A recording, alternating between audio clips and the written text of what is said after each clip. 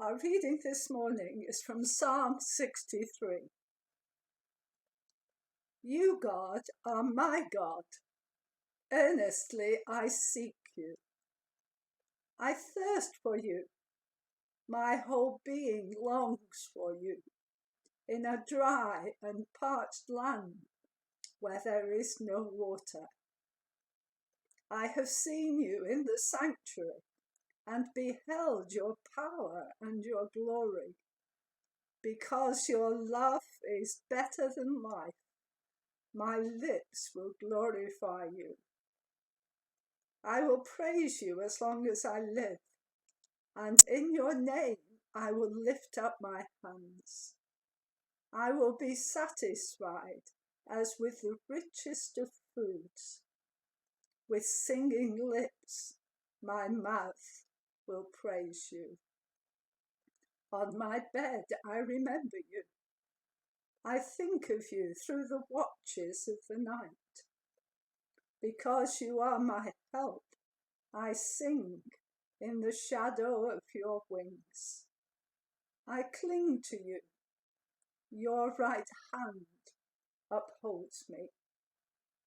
Those who seek my life will be destroyed.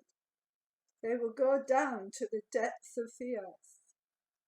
They will be given over to the sword and become food for jackals. But the king will rejoice in God. All who swear by God will glory in him, while the mouths of liars will be silent. May God bless the reading of his word. Amen. Good evening, everybody, and welcome to our short time of sharing together before we begin to unpack some of our small group study questions together. Now, we've been on this wonderful journey, as you all know, about prayer, and last Sunday, one of the theme was prayer as being. We were trying to explore whether there is such a thing as complete union with God, so that our prayer life, in a sense, is Jesus's prayer life, and there is this kind of mutual indwelling, I in Jesus and Jesus in me and we in God together. So I used a psalm which we've heard read, and I wanted to sort of go through that and use it as a basis to ask a number of quite challenging questions. And I guess I was kind of trying to demonstrate through the psalm how the writer, who is in the desert when he pens this song, uses pretty much all of what you might call the human senses to demonstrate his longing for God. So you've got ideas of seeking, thirsting, seeing, tasting, and then memory, remembering, and then an actual act of clinging to. And, the conclusion could be from that what the psalmist, the writer, is crying out for is for a deeper kind of union or joining of his heart with God himself. It's almost as if he's offering all of himself in the cry of desiring all of God within himself. So, what do you think?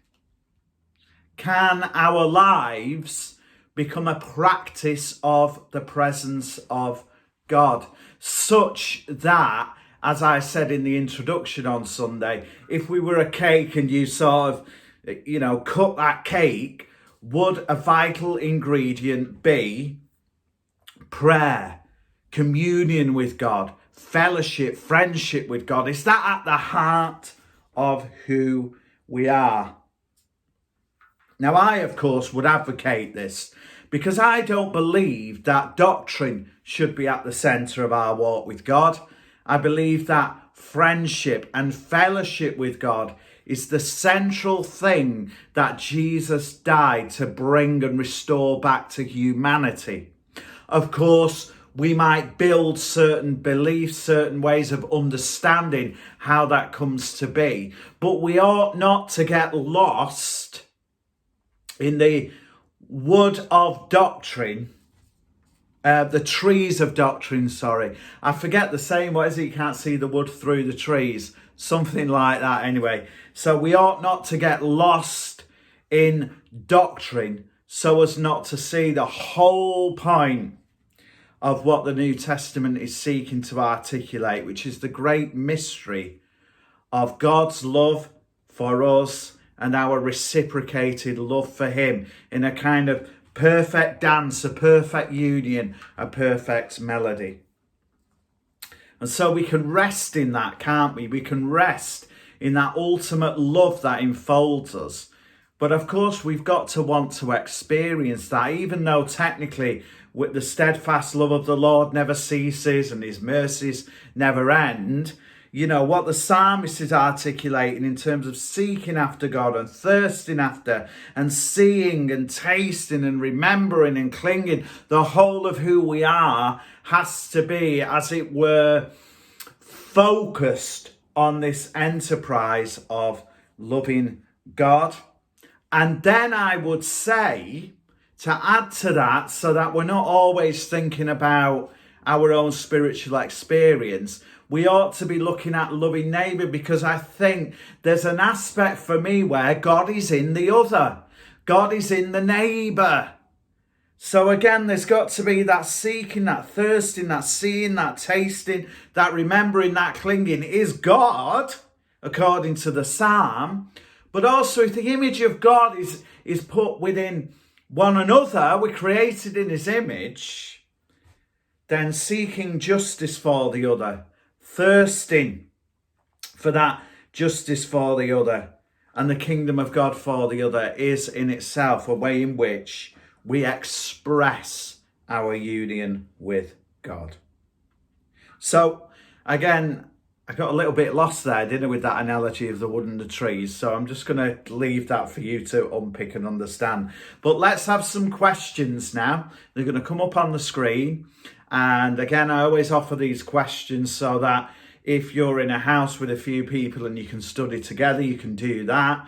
If you want to meet online, you can do that.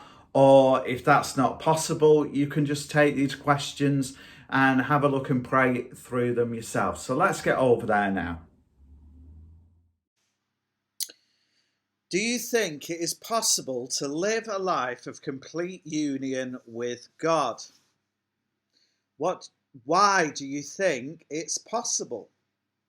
And how can we make this a reality? What means are available to us in order to pursue God in this deeper way? In pursuing, what does it mean to seek, thirst, see, taste, remember, and cling to God? If the whole of life is involved in pursuing God, how far can you say that you are truly seeking, thirsting, etc.? And how might you encourage yourself and others to journey on? Is seeking God all about mystical and magical personal experiences, or should it also be about the world around us?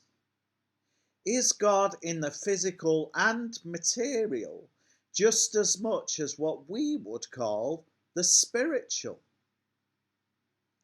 Should we then see the whole of life as spiritual, so that we have a more complete understanding and experience of union with God? If God is in the other, e.g. the neighbour, to what extent are you seeking, thirsting, etc., to see God in them and discover more of his kingdom through them?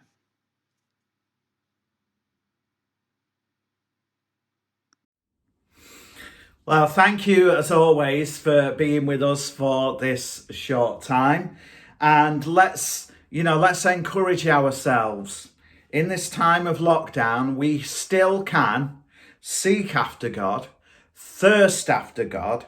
We can still see glimpses of God. We can still taste something of the rich feast of his glory. We can still look back and remember his mercies, and those mercies can then encourage us to look forward to what is to come. And we can still, and don't we need to cling to God as our only hope. We can do all of those things within lockdown as we close with the offer that God gives us in Jesus Christ, to come close to him, to receive from him that which we need in this day and in this hour. So God bless you, my friends. God bless you. May the wholeness of God and the peace of God, which passes all understanding, may it guard your mind and heart even this night, so that you might taste and see something of the fact that the Lord is good. Amen.